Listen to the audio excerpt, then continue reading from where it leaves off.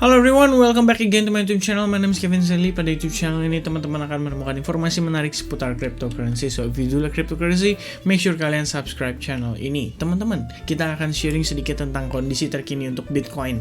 Karena tadi malam itu sempat kita ngelihat ada satu pergerakan yang sangat signifikan membuat Bitcoin itu drop bahkan nyentuh 39.800-an ya, kurang lebih, atau 39.700 gitu lowestnya. Dan per saat ini kita ngelihat dia mulai rebound kembali. So, langsung aja kita masuk ke dalam detail technical analysisnya. Nah, teman-teman, by the way, kemarin kan masih ada beberapa yang di community ya. Kita lihat udah bahas, kita udah bahas soal Matic-nya, kita udah bahas soal Sand-nya. Nanti kita akan coba cek untuk link, karena link juga menarik. Lalu ada beberapa yang masih request seputar file dan engine ya, kalau nggak salah, atau ING. Jadi, please bantu saya ya, komen supaya saya tahu dong kira-kira bahasnya mana duluan. Alright, so untuk kondisi Bitcoin terkini sebenarnya ini cukup menarik teman-teman. Saya akan hilangkan dulu exponential moving average ya. Kita akan lihat dari perspektifnya time frame daily terlebih dahulu. Kita akan sedikit discuss closing daily. Menurut saya ini tuh sangat-sangat menarik teman-teman. Ini seru banget ya. Kita lihat dia ngebentuk closingnya kayak gini. Itu tuh adalah Dragonfly Doji, kalau saya nggak salah ya. Jadi dojinya ini menarik sekali ya. Kalau kita lihat buntutnya itu sangat panjang sekali. Dan kondisi kayak begini tuh cenderung biasanya membutuhkan konfirmasi satu kali lagi di hari berikutnya, which means itu adalah di hari ini.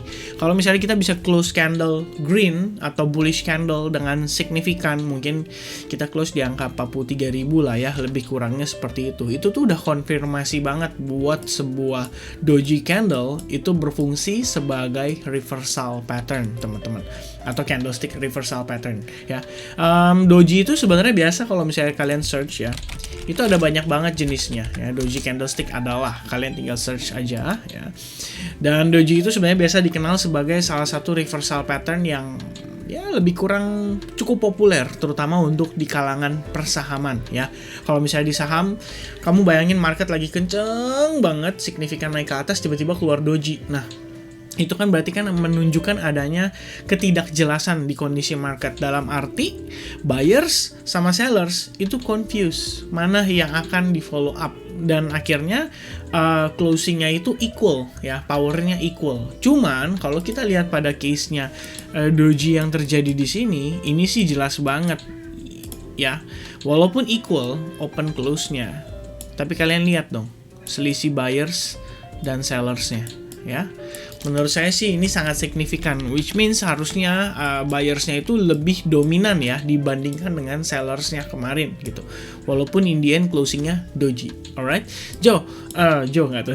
So hari ini kita perlu perhatikan teman-teman untuk dia punya close candle-nya, apakah dia akan confirm close dengan kondisi yang cukup bullish atau bullish candlestick ya.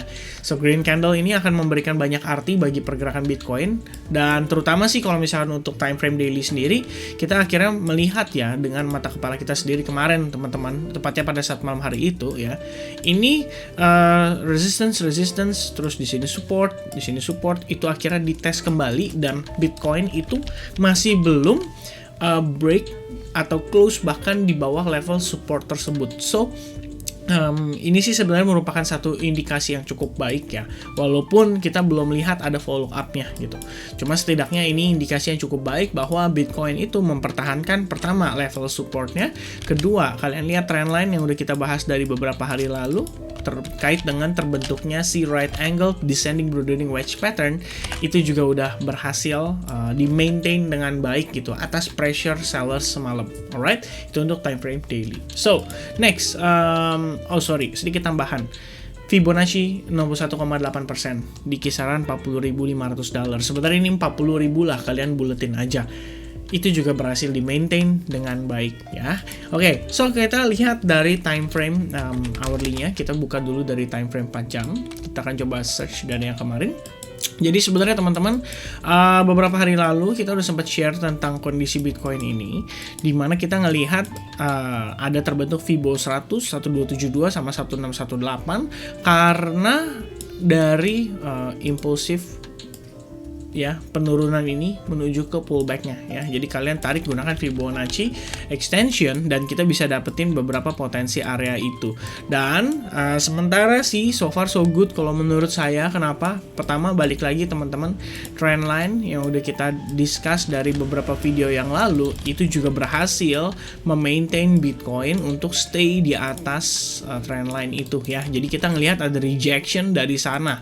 Bener-bener rejection itu setelah dia testing kembali atas trendline-nya ya. Ini menurut saya makanya cukup menarik teman-teman. Di sisi lain, kita juga lihat secara close candle-nya sendiri itu berhasil di atas 1272, which means ini sebenarnya adalah indikasi yang cukup positif untuk pergerakan Bitcoin. Kalau kamu turun time frame lagi ke 1 jam, kalian akan realize bahwa ini jadinya terlihat seperti double bottom pattern ya. Nah, ini adalah double bottom pattern, which means harusnya merupakan reversal dan bullish reversal pattern. Artinya kita sekali lagi ada kemungkinan dan memiliki potensi yang menurut saya cukup kuat untuk bisa close back di atas $42.500 ya. Jadi untuk saat ini kondisinya adalah sebagai neckline-nya kita ya. Neckline ini harus berhasil di breakout dulu, oke? Untuk kita melihat Bitcoin kembali terrebound dan akhirnya bergerak cukup signifikan menuju ke testing area $45.000 seperti yang kemarin sempat kita bahas ya. Sekilas ini terlihat seperti V formation teman-teman ya. Dan sebenarnya sih sekarang posisi sudah berhasil breakout pula dari si sideways-nya itu ya. Jadi kayak kita mendapatkan konfirmasi bahwa sellers yang akhirnya mencoba untuk masuk kembali di kisaran area ini itu failed teman-teman ya. Kita mendapatkan rejection nggak hanya 1 kali tapi ini 2 kali sebetulnya atas area support di kisaran 40.500. Dan saya rasa sih sampai saat ini makanya masih kita bisa katakan sebagai indikasi yang cukup positif. Dengan catatan Bitcoin nggak boleh breakdown lagi ya dari kisaran level $40.500.